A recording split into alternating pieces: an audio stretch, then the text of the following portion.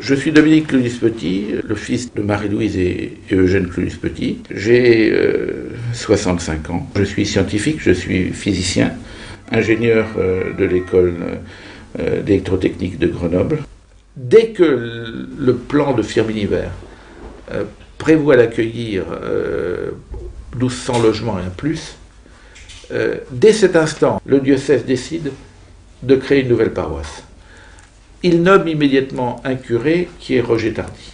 En 1958, André Sive est contacté pour être l'architecte de l'église. Quelques semaines après, mon père nous apprend que André Sive est frappé d'une leucémie. L'équipe qui porte le projet ne pense qu'une chose. Ils ont perdu Sive, il faut que ce soit Corbu qui prenne la suite. Et mon père leur dit, écoutez, je m'en occupe. Pour Corbu, c'est un accomplissement non pas de Corbu, mais de Firminy-Vert et du projet de Claudius.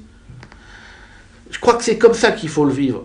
En 1989, mon père nous quitte. À peine 15 jours plus tard, Roger Aujam m'appelle pour me dire que Charlotte souhaite me rencontrer. Elle a cassé le morceau en me disant « Dominique, c'est simple, tous les amis qui entouraient votre père ne peuvent que constater que nous n'avons pas réussi, il n'a pas réussi, nous n'avons pas réussi. Il vous reste à prendre le manche. On ne peut absolument rien faire d'autre. Vous réussirez là où on n'a pas réussi, il faut y aller. » On a pris le manche. Et c'est comme ça qu'on s'est rencontrés, ensuite très vite avec le père Joaton. C'est comme ça qu'on a rencontré Bernard Cesson.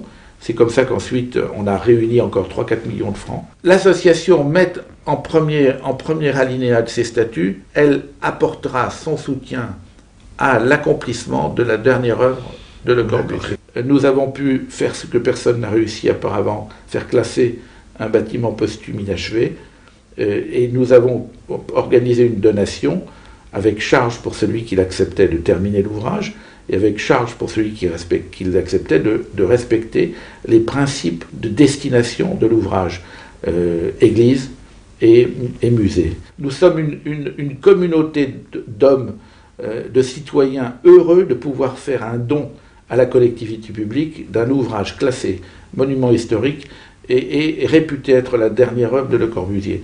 Et nous sommes heureux d'avoir permis en même temps à 3 personnes d'accomplir leur chef-d'œuvre personnel. José Oubori, qui a pris le projet en tant qu'apprenti architecte et qui le rend en tant qu'architecte confirmé, professeur digne d'architecture, homme totalement accompli dans son métier, reconnu mondialement. L'accomplissement de Corbu qui faisait de cet ouvrage la clé de voûte de tout ce qu'il a pu apporter à Firminy, et c'est aussi l'accomplissement du chef-d'œuvre de mon père.